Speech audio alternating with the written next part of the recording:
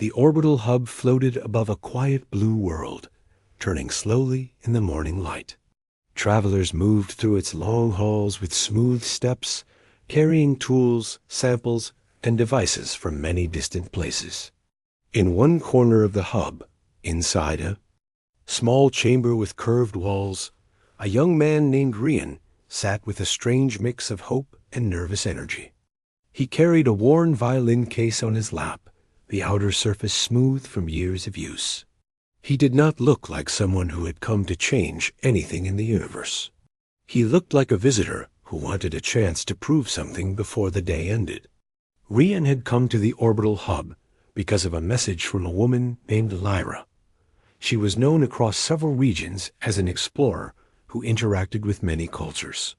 Some said she could speak 20 languages. Others said she carried old melodies from planets that no longer existed. Rian had met her only once, at a research fair on a desert world. She had smiled at him, listened to him play for a moment, and then said something that sent his entire life onto a new path. She had said, with a calm voice and a teasing tone, "Play the violin, and I'll marry you." Rian had laughed at first, not sure what she meant. But she had left before he could ask anything else. Later he realized those words were not a promise, but a challenge. She wanted to see if he would dare to show his full heart through music, not just for applause, but for meaning. Now he was here, on the orbital hub where she worked as a cultural liaison. He had trained for months. He had studied old songs and created new ones. He had practiced in quiet rooms where the only sound was the soft hum of artificial air.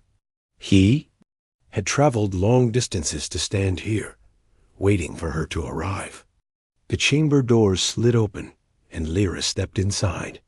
She was calm as always, wearing a long coat with small patches from many explorers. Her eyes carried a bright focus that made people feel seen. She looked at Rian, and a small smile formed on her face. "You actually came," she said.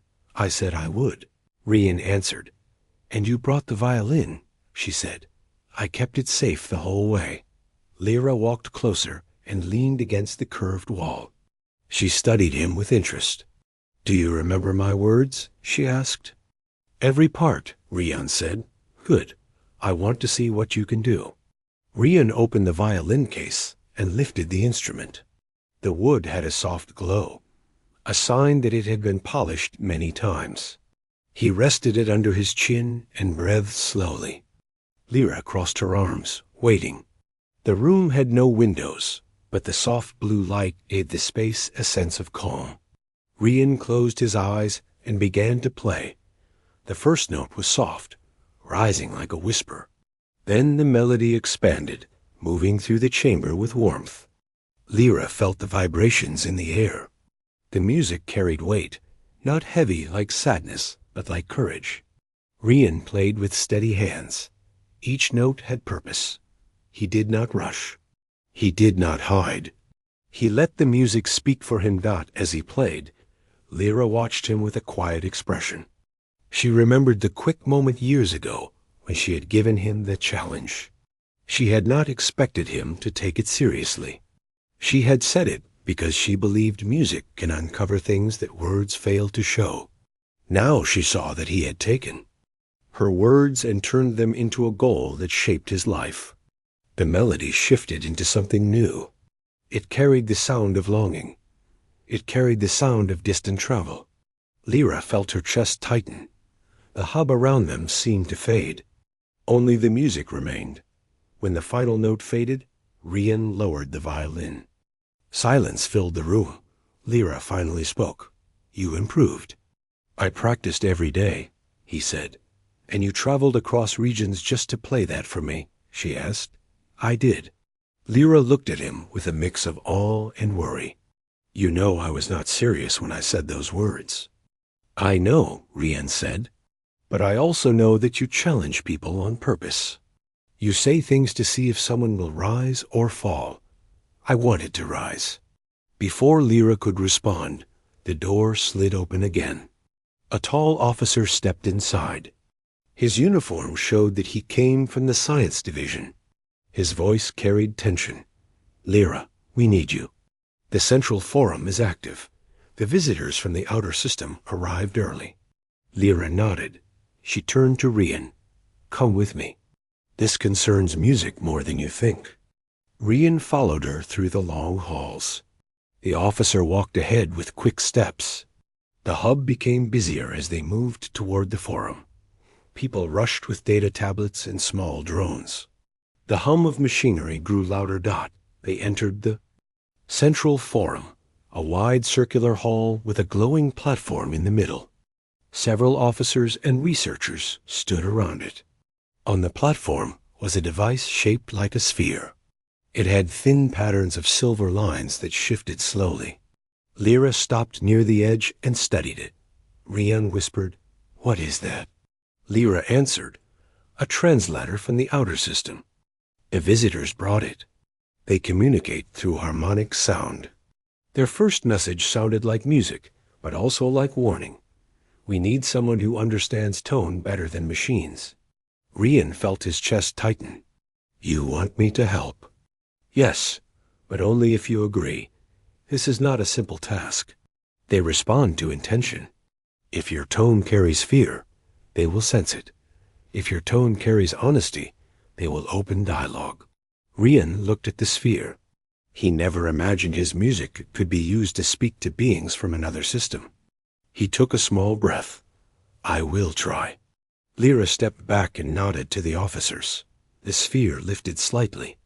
A pale glow spread across its surface. A soft hum rose from within. It sounded like a low chord from an instrument he had never heard before. Rian lifted his violin and placed it under his chin. He waited for the hum to settle, then played a single note that matched the sphere's tone. The glow brightened. The sphere answered with another tone, this one higher. Rian adjusted his pitch to match it. The forum fell silent. Officers watched with wide eyes. Rian and the sphere exchanged tones like two musicians learning each other's style. Each sound carried small changes. Rian listened with deep focus. He guided his bow with care. His hands moved with steady rhythm. Lyra watched him closely. She could see the tension in his shoulders, but also the calm in his expression. He was giving everything he had. The sphere released a sudden complex pattern of tones. The sound filled the hall with layers of vibration. Rian paused, then played a melody that echoed those patterns but softened them. His version carried warmth. It carried trust. The glow around the sphere shifted from pale blue to deep gold. The officers looked stunned. Lyra smiled. The officer nearest to the device read incoming signals on his tablet. "Their system shows acceptance," he said. "Recognition achieved. They request full contact." The music established safe exchange. Rian lowered his violin slowly. He felt his hands tremble. The forum filled with relieved voices. People celebrated softly. The hub had made first contact through music. Lyra stepped toward Rian. "You just changed something important." "I only played," he said. Double quotes, "no. You communicated in a way machines could not. You reached them with tone and meaning. You opened a door." Rian felt a warmth rise in his chest. "I am glad I helped." Lyra placed a hand on his shoulder. Her voice softened. "Do you remember the words I once said to you?" "Yes. I said them without thinking, but now I see something else. You gave all of yourself to reach a place few people ever tried to reach. I respect that. I admire that. And I want to know more about the person who would travel across regions to play a single song." Rian looked at her with quiet surprise. "What are you saying?" "I am saying that your music moved more than visitors from the outer system." "It moved me too." Rian felt his pulse quicken. He lifted the violin slightly. "Then let me play one more melody. Not for diplomacy. For you." Lyra nodded. "I will listen." He raised the violin. The hall was calmer now. Officers stepped back to give them space. The sphere hovered quietly, glowing with stable gold light. Rian began to play a soft piece he had written during his long journey. The melody rose slowly like dawn. It carried the feeling of hope. It carried the feeling of travel. It carried the feeling of someone discovering courage inside himself. Lyra listened with steady eyes. She felt the sound move through her like gentle wind. The notes reminded her of places she had visited. They reminded her of times she had stood alone on distant worlds. They reminded her of all the small moments that led her here. When Rian finished, silence fell again. Lyra stepped closer. "Rian," she said, "I did not think anyone would ever take my words seriously. But you did more than that. You turned them into courage. You turned them into connection. You turned them into change." Rian held the violin close. "I only wanted to show you my true self." "You did," she said. "And now I must say something clearly. I do not make promises without meaning, but I also do not ignore what I feel. You came here with music. You faced something unknown without fear. You opened a path no one else could open. I want to walk beside someone like that." Rian felt a wave of emotion rise inside him. "Then I will stay, if you want me to." Lyra gave a small smile. "I want that." The officers continued their work in the background. The sphere dropped to a calm hum. The hall lights dimmed slightly as the hub settled into normal operations. Rian and Lyra stood together, feeling the quiet after an important moment. The violin rested in his hand, still warm from playing. Lyra placed her palm lightly over his, steady and sure. "You once said you would marry me if I played," Rian said. Lyra shook her head gently. "I said those words without thinking. But now I speak with meaning. I do not ask for an answer today. I only ask that you stay here, work with me, and let us learn what our path will be." Rian nodded. "I will." Outside the large hall, the blue planet below slowly turned. The visitors from the outer system sent peaceful signals through the sphere. The hub recorded the first musical exchange in its history. And in that quiet moment, Rian realized that one bold promise spoken long ago had led him to a place where music could shape futures. He had come to prove himself. Instead, he helped bridge worlds. And he found someone who saw him not as a performer, but as a partner. Lyra looked at him once more. "Come, there is more work to do, and more music to hear." Rian walked beside her, carrying his violin, ready for whatever came next.